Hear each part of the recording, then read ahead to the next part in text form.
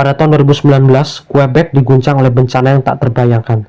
Guy Turcotte, seorang spesialis penyakit dalam yang disegani, merenggut nyawa anak-anak yang masih kecil bernama Oliver dan Sophie. Dalam tindakan yang membuat negara itu terguncang, apa yang bisa mendorong seorang ayah untuk melakukan kejahatan yang mengerikan seperti itu?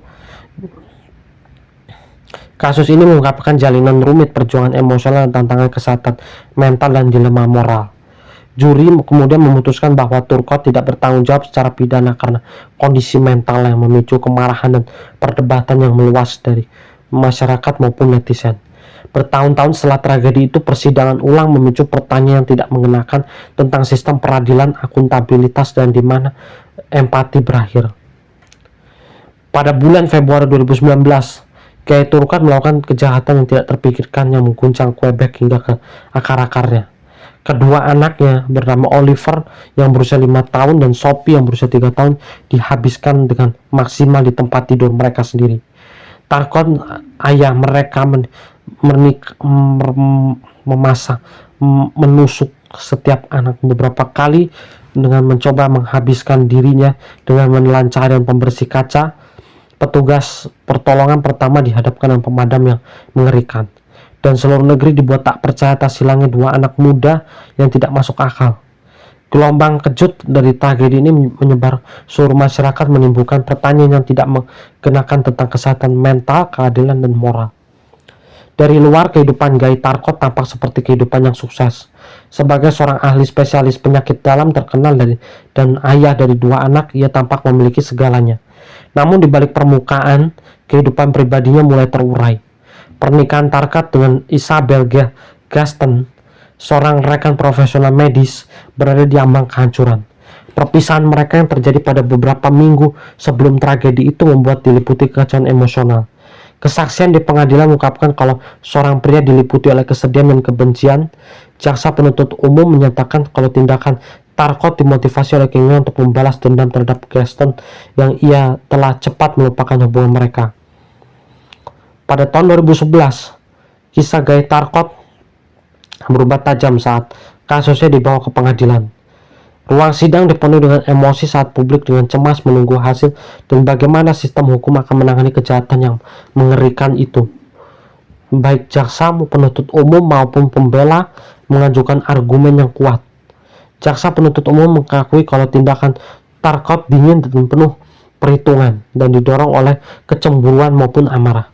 Mereka merinci bagaimana Turcotte yang tidak mampu menangani hubungan baru dengan istrinya bernama Isabelle Gaston melampiaskan amarahnya kepada anak-anak yang tidak berdaya. Jaksa penuntut berpendapat kalau penghabisan tersebut direncanakan sebelumnya dan menunjukkan pada bukti yang menunjukkan kalau Turcotte telah mencari racun di internet sebelum penghabisan tersebut. Mereka berpendapat kalau motifnya jelas, yaitu adalah balas dendam terhadap Gaston yang telah lama melanjutkan hidupnya. Sebaliknya, tim pembela memberikan keterangan yang sama sekali berbeda. Mereka bersikeras kalau Turcotte sedang dalam pergolakan penyakit mental yang parah saat pada penghabisan itu.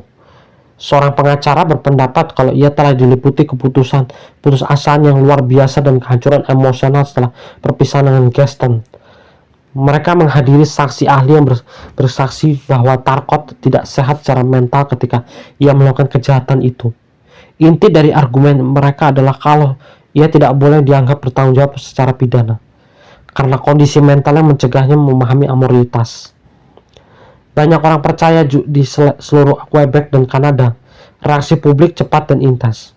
Banyak orang percaya bahwa pembelaan penyakit mental memungkinkan Turcotte untuk menghindari tanggung jawab atas kejahatan mengerikannya itu. Kesucian hidup anak-anak media memperkuat perdebatan ini dengan para ahli komentator menyelami kompleksitas kesehatan mental dan tanggung jawab pidana. Pengadilan itu menggarisbawahi perpecahan masyarakat yang mendalam seputar kesehatan mental, sistem hukum, dan definisi keadilan bagi banyak orang. Keputusan itu menimbulkan lebih banyak khawatir daripada yang diselesaikan, meletakkan dasar pertempuran hukum yang berlarut-larut yang akan membuat kasus itu tetap berada dalam kesadaran publik selama bertahun-tahun. Pengadilan awal Guy Turcotte lebih dari sekedar proses peradilan. Ini menjadi platform untuk diskusi nasional tentang penyakit mental bertanggung jawab dan melindungi anggota masyarakat yang paling rentan. Putusan itu menyatakan Guy Tarkot tidak bertanggung jawab secara pidana dan mengejutkannya lagi dan membuat marah banyak orang. Namun kisah ini tidak berakhir di sana. Tarkot menghabiskan 17 bulan di fasilitas psikiatris, menerima perawatan.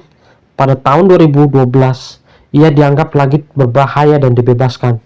Kebebasannya memicu kemarahan yang meluas karena banyak yang mempertanyakan bagaimana seseorang mampu melakukan tindakan keji sementara itu dapat dibiarkan bebas. Isabel Gaston, mantan istri dan para korban, menjadi pendukung kuat NCR lebih kuat yang menyerukan keadilan dan perubahan hukum untuk mencegah keluarga lain mengalami kehancuran serupa. Pada tahun 2013, jaksa mengajukan banding atas keputusan awal dengan alasan bahwa instruksi juri telah cacat. Mereka mengklaim putusan NCR tidak dapat berdasarkan bukti. Pengadilan banding Quebec setuju dan membatalkan putusan NCR dan memerintahkan persidangan ulang yang memicu kembali perjuangan untuk keadilan. Persidangan kedua dimulai pada tahun 2015 dengan jaksa sekali lagi mendorong hukum penghabisan tingkat pertama.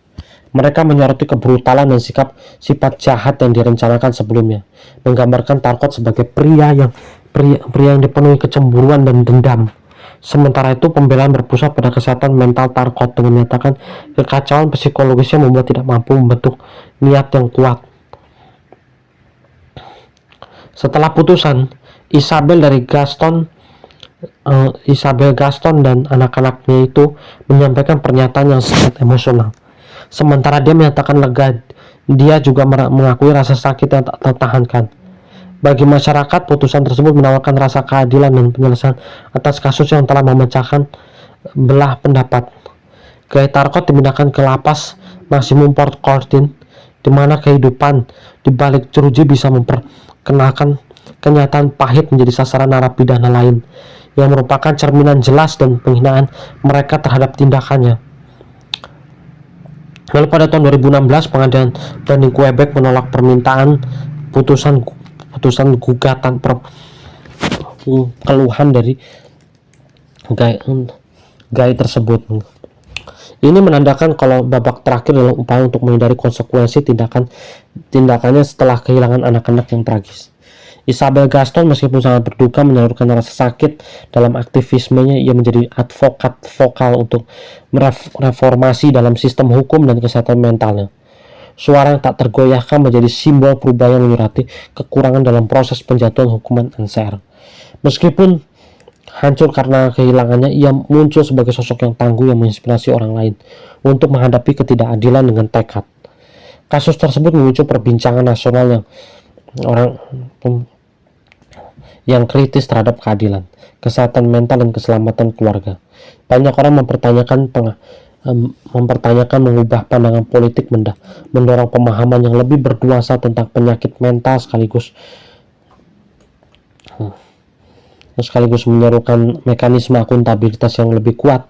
Tragedi ini meninggalkan jejak yang tak terhapuskan, memengaruhi dialog yang sedang berlangsung, menyimbangi belas kasihan dengan keadilan dalam hukum Kanada.